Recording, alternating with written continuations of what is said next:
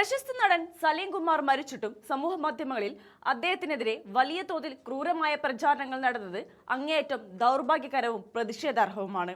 സാംസ്കാരിക ബോധമുള്ള ഒരു ജനത ജീവിക്കുന്ന കേരളത്തിലാണ് ഇത്തരമൊരു വലിയ അധപതനം ഉണ്ടാകുന്നത് എന്ന് വിശ്വസിക്കാൻ കഴിയാത്ത കാര്യമാണെന്ന് മുഖ്യമന്ത്രി വി.ഡി. സതീശൻ വാർത്താ സമ്മേളനത്തിൽ കടുത്ത ഭാഷയിൽ വ്യക്തമാക്കുകയുണ്ടായി.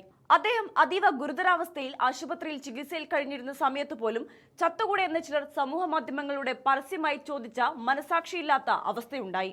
ഇത്തരത്തിൽ മനുഷ്യത്വമില്ലാത്ത ക്രൂരമായ സൈബർ ആക്രമണം നടത്തിയ വികൃത മനസ്സുള്ളവർ ആരാണെന്ന് കേരളം തിരിച്ചറിയണമെന്നും മുഖ്യമന്ത്രി ആവശ്യപ്പെട്ടു.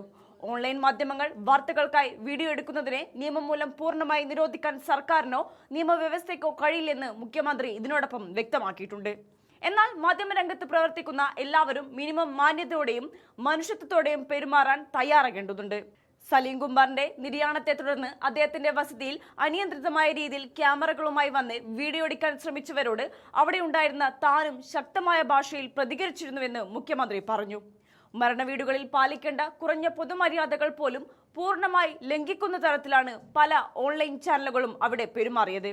സംഭവ ദിവസം മരണവീട്ടിലുണ്ടായ അനിയന്ത്രിതമായ തിരക്കും ഓൺലൈൻ മാധ്യമങ്ങളുടെ അതിപ്രസരവും കാരണം അതീവ ഗുരുതരമായ സാഹചര്യമാണ് ഉണ്ടായത്.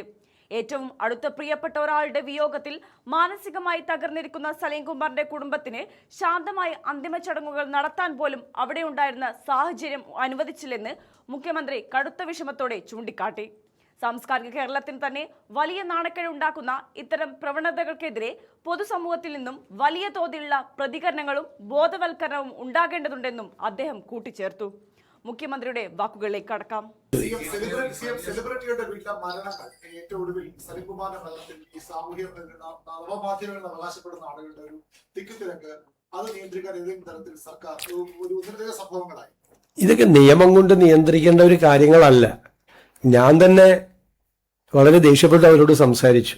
കാരണം ഈ ഓണർ കൊടുക്കാൻ പോലീസിന് പറ്റുന്നില്ല, കുടുംബാംഗങ്ങൾക്ക് അവരുടെ കർമ്മങ്ങൾ ചെയ്യാൻ അവരെ അനുവദിക്കുന്നില്ല.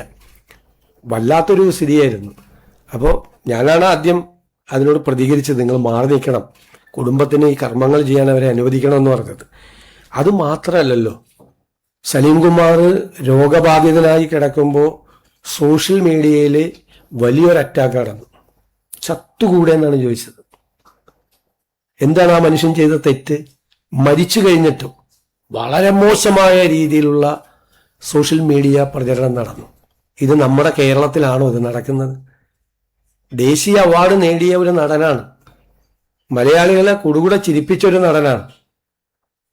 എല്ലാവർക്കും ഇഷ്ടമുള്ള ഒരാളെ കുറിച്ച് എന്തും സോഷ്യൽ മീഡിയയിൽ പ്രചരണം നടത്താമോ?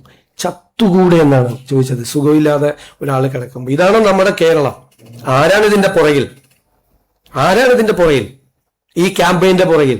എല്ലാവർക്കും രാഷ്ട്രീയമുണ്ട്. കലാകാരന്മാർക്കും സാംസ്കാരിക പ്രവർത്തകർക്കൊക്കെ ഒരുപാട് ആളുകൾക്ക് രാഷ്ട്രീയമുണ്ട് ഇവിടെ. ഒരുപാട് പേർക്ക് അവരുടെ രാഷ്ട്രീയത്തിന്റെ പേരിൽ ഒരാൾ സുഖമില്ലാതെ വെന്റിലേറ്ററിൽ മരണത്തോട് മല്ലടിച്ച് കിടക്കുമ്പോൾ നടത്തിയൊരു ക്യാമ്പയിൻ ഉണ്ടല്ലോ,